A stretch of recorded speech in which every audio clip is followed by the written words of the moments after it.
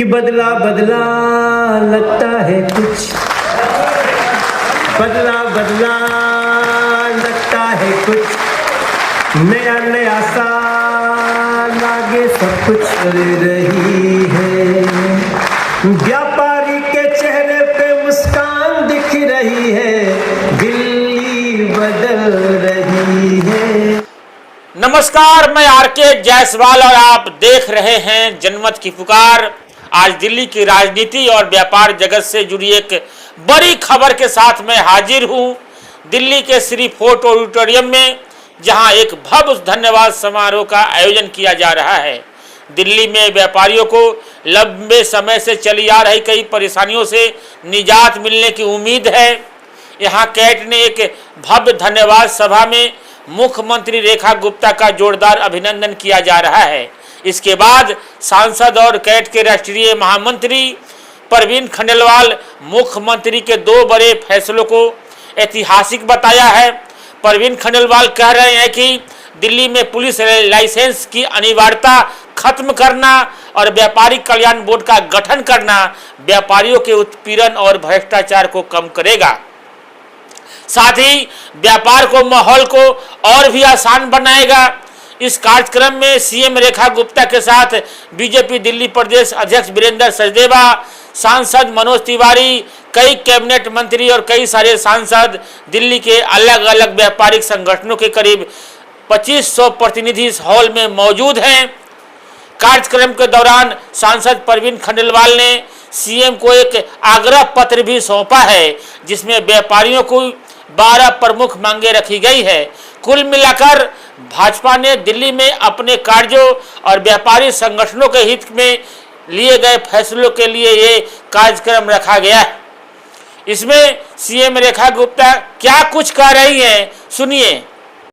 चाहे वो कांग्रेस की सरकार रही, भाई केंद्र में और राज्य में तो कांग्रेस की भी सरकार इकट्ठे रही, परंतु उन्होंने कभी इस प्रकार के विषयों को सुलझाने की कोशिश नहीं करी।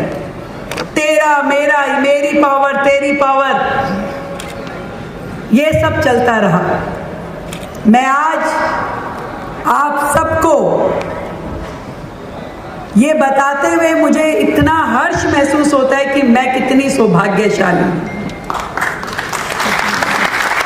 कि दिल्ली की मुख्यमंत्री का दायित्व सौंपने के साथ साथ मेरे नेतृत्व ने मुझे विश्वास भी सौंपा। और जो भी विषय मैं जब भी अपने नेतृत्व के पास, आदरणीय नरेंद्र मोदी जी हमारे देश के प्रधानमंत्री, उनके पास आदरणीय अमित शाह जी हमारे गृह मंत्री, उनके पास लेकर के जाती हूँ दिल्ली की जनता के हित में, वो सहर्ष उसको स्वीकारते हैं और तुरंत उसे इंप्लीमेंट करते हैं। मैं सौभाग्यशाली हूं कि दिल्ली के 7 सांसद दिन रात मेरी एक आवाज के साथ मुझे खड़े हुए दिखाई देते हैं और ऐसा लगता है कि प्रगति की गति 7 गुना ज्यादा हो गई। कभी फर्क महसूस नहीं होता। एक ध्येय, एक मिशन के साथ सब काम कर रहे हैं। मैं सौभाग्यशाली हूं कि आदरणीय प्रधानमंत्री जी ने मुझे जो 6 मंत्री दिए वो ऐसे हैं कि आधी रात भी मैं किसी को कह दूं कि ये काम होना है तो वो काम हो करके रहता है। इतनी सुंदर टीम। मैं सौभाग्यशाली हूं कि पार्टी नेतृत्व कदम से कदम मिला करके, हमारे प्रदेश अध्यक्ष वीरेंद्र सचदेवा जी, हमारी पूरी भारतीय जनता पार्टी की टीम कदम से कदम मिला करके दिल्ली की जनता के दुखों को खत्म करने में लगी है। एक एक काम को, दिल्ली सरकार की एक एक योजना को जन जन तक पहुंचा करके एक बड़ा सुकून दिल्ली वालों को देने में लगी है। मैं सौभाग्यशाली हूं कि मेरे सभी विधायकगण अपनी अपनी विधानसभा को मेरा क्षेत्र, मेरा कुरुक्षेत्र मान के कभी नाली पे, कभी सड़क पे, कभी पार्कों में एक एक काम को पूरी शिद्दत के साथ ऐसे करवा रहे हैं जिसके कारण से दिल्ली का चेहरा बदलता हुआ नजर आ रहा है। और इसलिए भी मैं सौभाग्यशाली हूं कि इतिहास में ट्रिपल इंजन की सरकार, उसमें काम करने का मौका मुझे मिला। निर्णय चाहे नीचे से ऊपर जाए कि निगम वालों को कुछ चाहिए वो दिल्ली सरकार को बोले, दिल्ली सरकार को कुछ चाहिए केंद्र सरकार को बोले, कोई बाधा नहीं आती। और ऐसे ही ऊपर से कोई आदेश आता है केंद्र से दिल्ली को, दिल्ली से निगम को, कोई उसमें रोड़े नहीं अटकाता। निस्वार्थ भाव से दिल्ली की जनता के हित में क्या है, केवल और केवल उसी विजन के साथ दिल्ली में आज काम हो रहा है। इस बात की मुझे खुशी है, ये सोच के मैं अपने आप को सौभाग्यशाली मानती हूँ। निर्णय कोई आसान नहीं था। मैं जब आदरणीय गृह मंत्री जी से मिली, मैंने कहा सर, अनेकों राउंड की मीटिंग्स हमने की और कुछ ऐसी समस्याएं हैं, मल्टीपलिसिटी ऑफ एजेंसीज के कारण से दिल्ली में व्यापार को बहुत दिक्कत हो रही है। और इसमें बड़ी दिक्कत जो है मुझे लगता है डबलिंग ऑफ लाइसेंस होने के कारण है। और इसलिए यदि जिस एजेंसी का वो काम है केवल वो करे, दूसरी एजेंसी मात्र अपना काम देखे तो ज़्यादा बेहतर होगा। और मुझे लगता है कि पुलिस के द्वारा जो लाइसेंसिंग प्रक्रिया में उनकी भूमिका है उन्हें रिलीव करना चाहिए। और मैं बता नहीं सकती, जो निर्णय वर्षों में कभी किसी ने लेने की हिम्मत नहीं करी, उन्हें सेकंड्स में हमारे गृह मंत्री जी ने मेरे को करके मेरे हाथ में दे दिया, सेकंड्स में।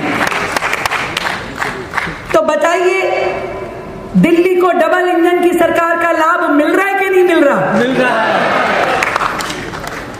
और इसी तरीके से जो कटुता पहले सरकारों में दिखती थी, कोसने का, गाली देने का, निकम्मेपन का, अभद्र व्यवहार करने का, आज जब मंच पे इतना बड़ा मंच सजता है और ट्रिपल इंजन की सरकार बैठ के हंसती बोलती है और दिल्ली के हित में निर्णय लिखती है, तो बताइए अच्छा लगता है कि नहीं लगता? ये आपके द्वारा दी हुई ताकत है जो एक विजन के साथ मिशन मोड पे लगातार काम कर रही है। जिस तरीके से लाइसेंसिंग प्रक्रिया को और सुलभ और इजी करने के लिए काम हो रहा है, ईज ऑफ डूइंग बिजनेस पे काम हो रहा है। आज जो 3 कानून, आपराधिक कानून जो 1 जुलाई 2024 को देश में लागू हुए, दिल्ली में उनको पूरी तरीके से इम्प्लीमेंट कर दिया गया है। आज उसकी हम वर्षगांठ मना करके आ रहे हैं। एक एक काम, सही कह रहे हैं आप, सुबह से लेके रात तक दिल्ली सरकार केवल इस ध्येय के साथ में कि दिल्ली को कैसे बेहतर माहौल दे, कैसे सुविधाजनक व्यापार हो, एक एक विषय पे घंटों घंटों विचार मंथन करके हर रोज कोई ना कोई एक अच्छा निर्णय दिल्ली के हित में लिया जा रहा है।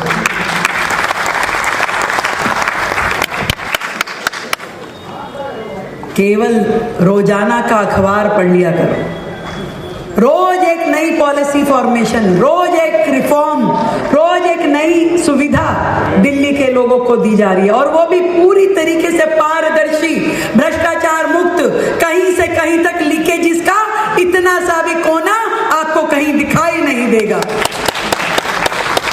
रेखा गुप्ता। और जिस तरीके से आपने कावड़ की बात करी प्रवीण जी, पहले सरकारों में क्या होता था? सबसे बड़ा भ्रष्टाचार का अड्डा ये धार्मिक संस्थाओं को सुविधा देने के नाम का होता था। करोड़ों रुपए सरकार से निकलते थे पर नीचे जनता तक पहुंच नहीं पाते थे, किसकी जेब में जाते थे ये बहुत बड़ी जांच का विषय है। धार्मिक आयोजनों में भी काम की नहीं दाम की चिंता करती थी सरकार। पहली बार ऐसी सरकार आई है जो केवल और केवल ये सोचती है, जो मोदी जी का विजन है कि यदि सरकार की जेब में से 100 रुपए जा रहे हैं तो 100 के 100 पूरी तरीके से जनता तक पहुंचने चाहिए। कोई एक पैसा भी बीच में से लेने की हिमाकत ना करे। सारी योजनाओं को पूरे पारदर्शी तरीके से लेके आया जा रहा है। हर प्रकार से जो सरकार काम कर रही है, एक एक पॉलिसी। अभी एक और खुशखबरी देती हूँ, फैक्ट्री वाले, फैक्ट्री लाइसेंसिंग की प्रक्रिया से बहुत जल्द हम एमसीडी को हटाने वाले हैं।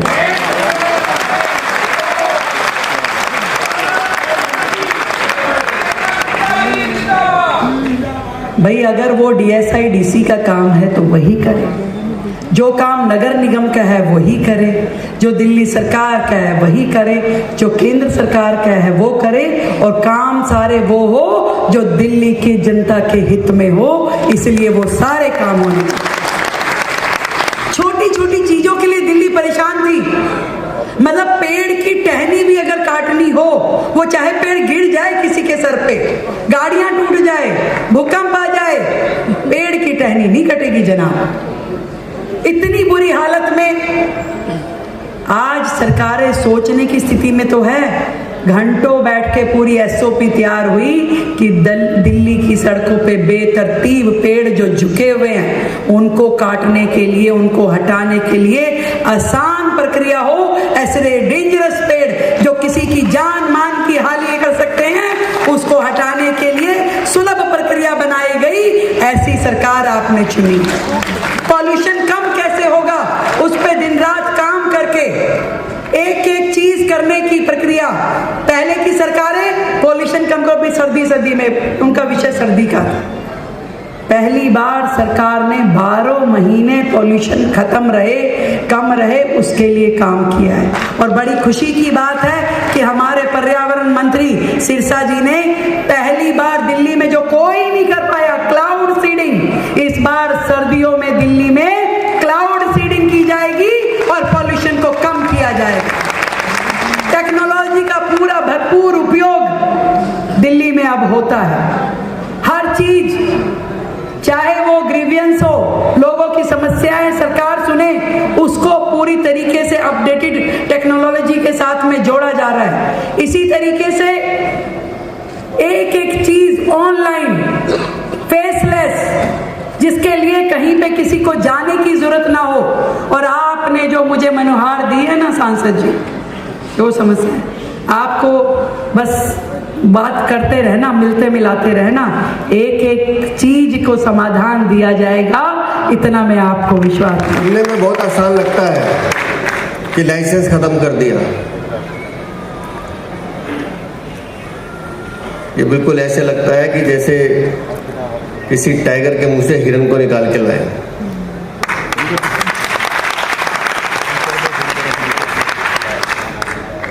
जब माननीय प्रधानमंत्री जी ईज ऑफ डूइंग बिजनेस की बात करते हैं, लेकिन दिल्ली में एक ऐसी सरकार थी जिसने ये होने नहीं दिया। लेकिन भारतीय जनता पार्टी, रेखा गुप्ता की सरकार ने ये मात्र 120 दिन में, 125 दिन में करके दिखाया। तो उसके पीछे जो विजन है वो भारतीय जनता पार्टी का विजन है। वो उन व्यापारियों के हित में काम करने वाली पार्टी का विजन है जिसकी संकल्प पत्र में हम घोषणा करते हैं। भारतीय जनता पार्टी हमेशा से ये कहती रही कि भारतीय जनता पार्टी व्यापारियों की मदद करने वाली पार्टी है। और ये लाइसेंस जो खत्म किया है, ये सीधा सीधा व्यापारी को सम्मान देने का काम किया है, जिसका श्रेय हमारे मुख्यमंत्री को जाता है।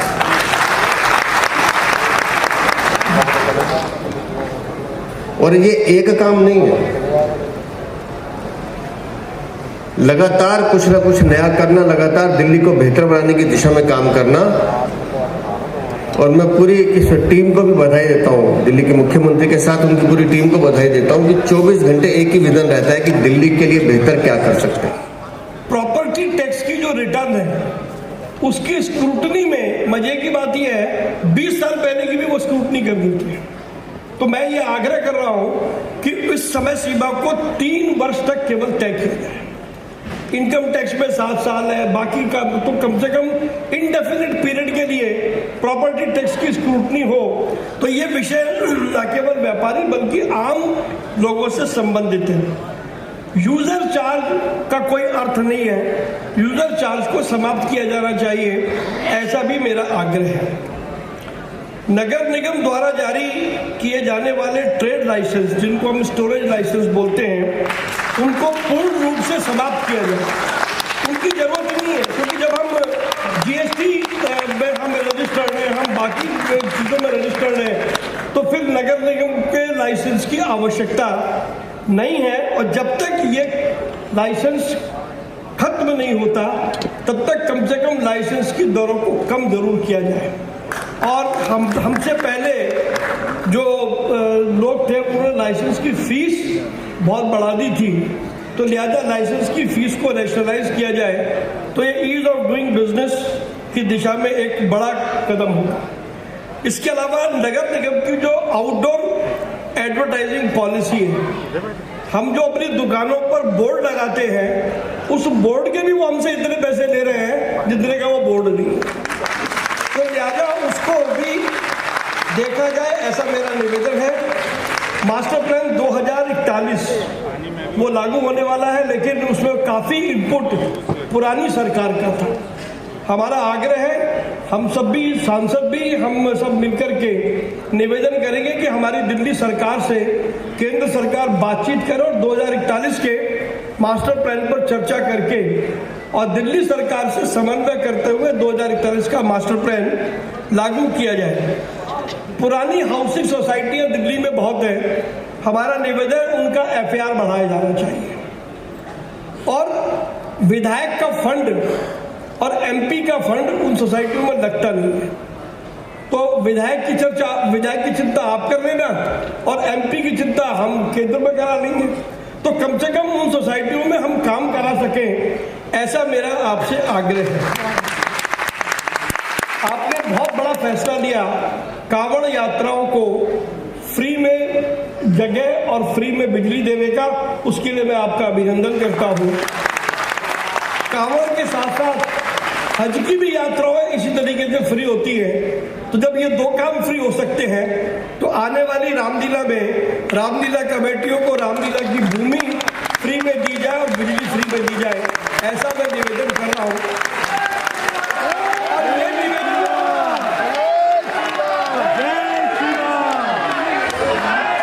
और ये निवेदन मैं इसलिए कर रहा हूँ क्योंकि दिल्ली की 70% बड़ी रामलीला है वो हमारे और आपके क्षेत्र में होती है। आदरणीय रामवीर सिंह बिधोड़ी जी, आदरणीय योगेंद्र चंदोलिया जी, आदरणीय कमलजीत सहरावत जी, बांसुरी स्वराज जी और हमारे मंजिंदर सिरसा जी, आशीष सूद जी सहित हमारे मंचासीन सभी साथी, माननीय विधायकगण, व्यापार संघ के बहुत सारे पदाधिकारीगण और सामने बैठे हुए कृतज्ञ लोग, आपकी कृतज्ञता को मैं प्रणाम करता हूं, क्योंकि काम तो बहुत कोई करता है, अगर कोई काम करने के बाद धन्यवाद दे तो उसके लिए हम बहुत बहुत आभार प्रकट करते हैं। इस सभागार में मैं सांसद बनने के पहले 11 कार्यक्रम कर चुका हूं, गाना गाने आता था और मैं गाते ही रहता हूं। हाँ, आज भी गाएंगे, क्यों नहीं? आप गाएं, आप ताली बजाएंगे तो हम गाएंगे। लेकिन मैं अपनी तरफ से दिल्ली का बहुत आभार प्रकट करना चाहता हूं और चांदनी चौक का विशेष तौर से कि एक व्यापारी नेता को, प्रवीण खंडेलवाल जी को हमारे बीच में सांसद के रूप में दिया, वो आपकी लड़ाई लड़ रहे हैं, उनके लिए जोरदार तालियां बजाई जिन्होंने इस कार्यक्रम का आयोजन किया। मेरे दिल्ली के सभी बहुत जो दिल्ली को चलाते हैं, जो दिल्ली का व्यापार जिनसे चलता है, वो सभी यहाँ उपस्थित हैं। संगीत तो हमारे रोम रोम में है, लेकिन एक संगीत जो नरेंद्र मोदी जी के कार्यों से बह रहा है। अभी हम लोग आ रहे हैं भारत के यशस्वी गृह मंत्री अमित शाह जी के कार्यक्रम से साथ से, और आज उन्होंने कहा है कि अगले 3 वर्षों में जो इस देश में सुना जाता था कि एफआईआर हुआ तो 40 साल केस चला, 20 साल केस चला, जीवन भर केस चला, उसको खत्म करके एक सबसे निचली अदालत से लेकर सुप्रीम कोर्ट तक 3 साल में सारे मुकदमे का न्याय होगा, ये आज इस कार्यक्रम से आ रहा है। आज जब आप लाइसेंस की जो सुविधाएं आपको दी है रेखा गुप्ता जी की सरकार ने, उसके पहले हमें याद रखना है हम देश के 80 करोड़ लोगों को फ्री में अनाज दे रहे हैं। वहीं हम इस देश के ईज ऑफ डूइंग बिजनेस पे लगातार फोकस है। ईज ऑफ डूइंग बिजनेस, और जो लाइन अभी प्रवीण भैया ने कही, अगर दिल्ली की मुख्यमंत्री गर्व से कहती हैं मैं न्याय करूंगी क्योंकि मैं बनिया की बेटी हूं, तो हमें भी बहुत गर्व होता है सर कि दिल्ली के साथ न्याय होने जा रहा है। इसलिए तो आज चल रहा है कि बदला बदला लगता है कुछ, बदला बदला लगता है कुछ, नया नया सा लागे सब कुछ।